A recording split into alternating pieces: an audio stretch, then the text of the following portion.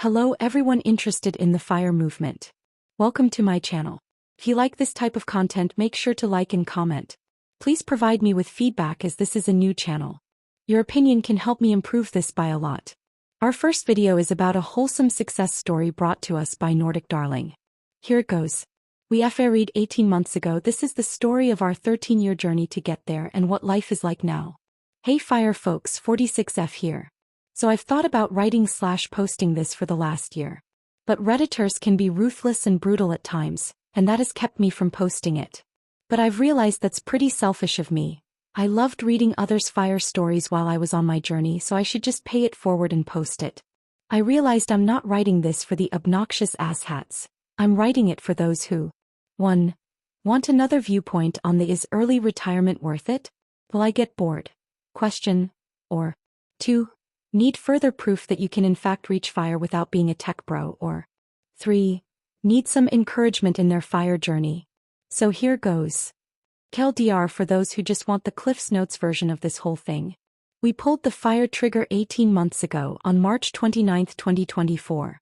Edit. I wasn't sure if I was comfortable putting our numbers out there, but since I already added some in the comments, what the heck, I guess.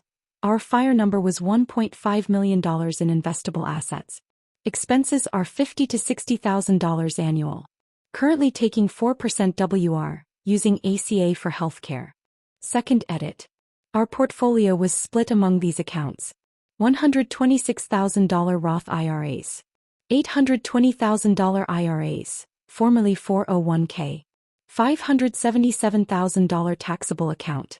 We didn't have tech salaries or come from wealthy families, and we had 4 kids to raise. Discovering FIRE, making major changes to housing, cars and food, paying off our debt, putting money away for 11 years, and then pulling the trigger at the age of 45 were all absolutely 100% the best decisions I've ever made in my life, second only to choosing and marrying my husband. We wake up every day still absolutely gobsmacked that this is our life. Not bored, not anxious, no regrets. Still grateful, still in disbelief. Having each day be our own to do whatever we like still gives me a thrill. I've been reading so many books, making new recipes, visiting friends, refinishing vintage furniture, baking bread, hiking, trying new restaurants and coffee shops, playing tennis. I'm not even close to being bored, and I don't think I ever will be. I'm just grateful that my daily life is no longer dictated by meetings and emails and projects and expectations. No more. How many PTO days do I have left this year? I don't miss it one bit. We're now on a 5-month slow travel tour of the British Isles and Ireland. A dream trip.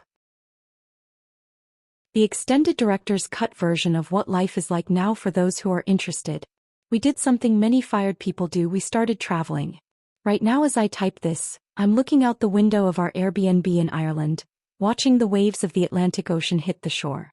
We're at the tail end of a 5-month slow travel top-to-bottom tour of the entire British Isles, England, Scotland, Wales, and Ireland. At the end of the month we'll take a transatlantic cruise back to the US. With time no longer at a premium, we try to one-way cruise to the region of the world we want to travel to instead of fly. No jet lag. It's awesome. We already have more domestic and international travel planned for 2026 and 2027.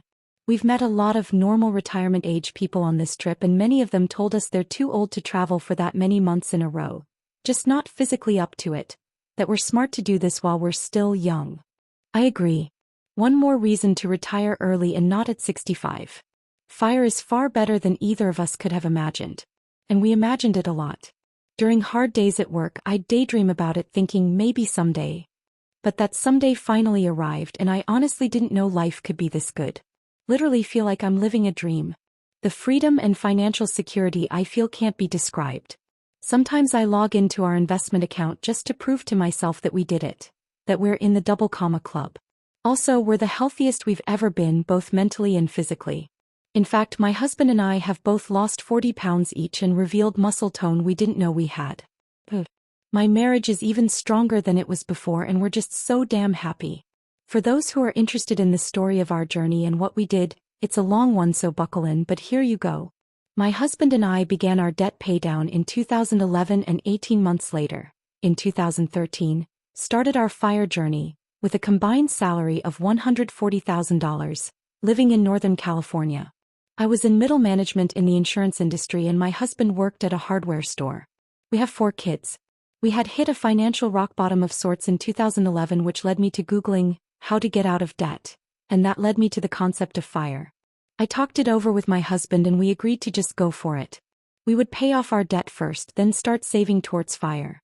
That second piece seemed a bit pipe dreamy at the time, but there wasn't much to lose at that point. The journey began. We immediately made major changes to our housing, cars, and food budget. Downsized our house from 4-bed, 3-bath, 2,500 square feet to 3-bed, 1-bath, 1,000 square feet. But let me pause there. Yes, that's a small house. Before you clutch your pearls, you need to know that our degree of downsizing was intentionally drastic. We were not planning to live in the small house forever. It was a cute house but a bit tight for a family of 6 long-term. But we knew if we could just make some temporary big moves in the largest category, which was housing, we could move the needle faster. And it worked. Next, we sold both of our cars to get rid of the car payments and bought basic, no-frill replacements with cash. Reduced our eating out to just once a week and stopped buying soda and crappy snack food. All combined, these efforts freed up about $3,000 a month, allowing us to get out of debt in 18 months.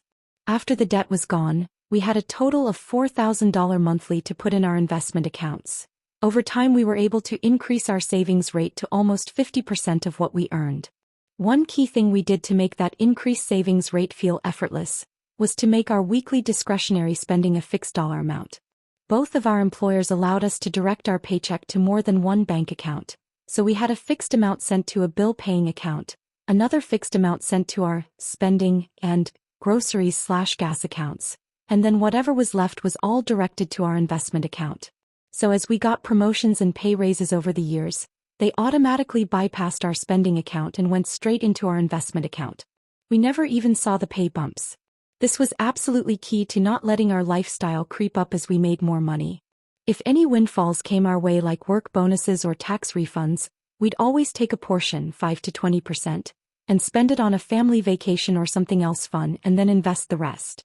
The 11-year FIRE journey was essentially a rinse and repeat of the above, just consistent saving and investing. We found our own perfect balance of progress and pleasure.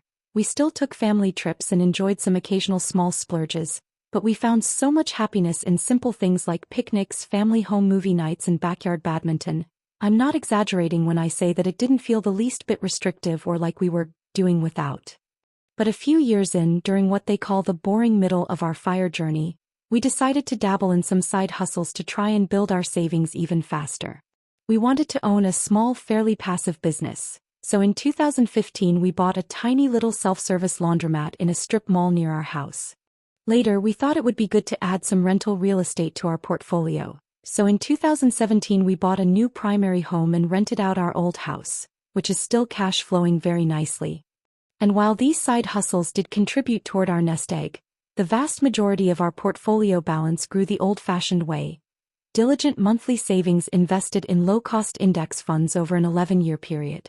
The fact that the stock market has performed so well during that time certainly played a part in reaching our FIRE number so quickly. In 2022, we became empty nesters when the last of our 4 kids went off to college. We sold the laundromat business. Our portfolio was looking pretty good, but 2022 turned out to be a bad year for the stock market, so we still had a ways to go. And then finally the time arrived. We hit our FIRE number in December of 2023. I decided to try and engineer my own layoff, offering to stay for 3 more months to train my replacement, in exchange for a severance check equal to 6 months' pay, on top of my salary. They agreed. More money to add to our nest egg. On March 29, 2024, I closed my laptop for the last time. We had done it. We high-fived each other and just sat stunned, enjoying the quiet of the moment. I'll never forget it. So whether you're at the frustrating beginning of your FIRE journey, the boring middle, or ready to pull the trigger but have one more year syndrome, it's worth the wait. It's worth the sacrifice. It's worth the risk. Wow, imagine that. Absolutely free at 46 and a 5-month slow travel tour of the British Isles and Ireland. I'll take some of that. I hope this story inspires some of you. Keep the course FIRE, folks. You'll get there too.